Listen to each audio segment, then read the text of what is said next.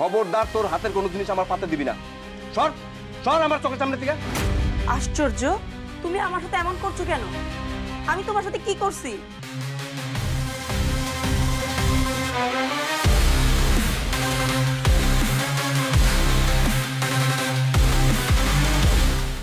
পক্ষ দেখে যাওয়ার পর থেকে ঘরের ভিতরে দরজা লাগাই বইছি। এটা কোনো কথা? হ্যাঁ, এক জায়গায় বিয়ে হয় না আরেক জায়গায় বিয়ে দেবো, এর চেয়ে ভালো পোলার কাছে বিয়ে দেবো, সমস্যা কি তাতে? আর ওইটা কই জবা, জবারে ডাকো।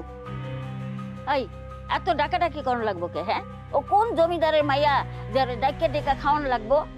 যার খিদা লাগবো হ্যাঁ এমনি খাইবো। আজকে টাকার লেগে আমার মাইয়াটার বিয়া হইলো না। হ্যাঁ, তোর শ্বশুর বাড়ি থেকে যদি একটু সাহায্য পাইতো তাহলে তো আমি মাইয়াটারে পার করতে পারতাম। ফকির নিয়ে একটা বিয়া করছো, টাকা নাই পয়সা নাই, হ্যাঁ কিছুই দিতে পারলো না বাপে।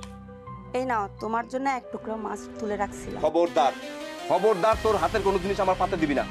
সর সর আমার চোখের সামনে থেকে। আশ্চর্য, তুমি আমার সাথে এমন করছো কেন? আমি তোমার সাথে কি করছি? না না না, তুই কিছু করিস না, সব আমি করছি, সব ভুল আমার, সব দোষ আমার। আমি তোর মতো একটা ফকির নিরে ঘরে এনে সবচেয়ে বড় ভুল করছি। আজকে যদি আমি অন্য জায়গায় বিয়ে করতাম তাহলে আমি লাখ লাখ টাকা পাইতাম, আমার বোনটারে ঠিকঠাক মতো বিয়ে দিতে পারতাম। তোর বাপ তো ফকির নি, একটা টাকাও তো এনে দিতে পারবি না, আমার পাশে দাঁড়াইতে পারবি না। মা, আপনি বলেন তো আমি ভুল কি করলাম? আপনার ছেলে যে ব্যবহার আমার সাথে করছে এটা কি ঠিক? কোনটা ঠিক আর কোনটা বেঠিক এটা তোমার কাছে শিখতে হইব? আমার পোলা তো ঠিকই কইছে। হ্যাঁ, আজকাল যদি আমার পোলারে অন্যখানে বিয়া করাইতাম তাহলে লাখ লাখ টাকা যৌতুক পাইতো। তাই তোমার আজকাল থেকে এই বাড়িতে কথা কওয়া বন্ধ। তাইলে কি মা আমি এই বাড়ির কেউ না? না, তুই এই বাড়ির কেউ না, তুই এই বাড়ির কেউ না। তুই যদি এই বাড়ির কেউ হইতি তাহলে এই সংসারের প্রতি, এই বাড়ির প্রতি তোর মায়া থাকতো, মহব্বত থাকতো, ভালোবাসা থাকতো।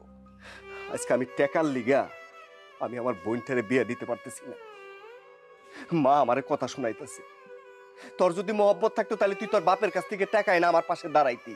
তা তো পারবা না, মুখের মধ্যে খালি বড় বড় কথা আছে।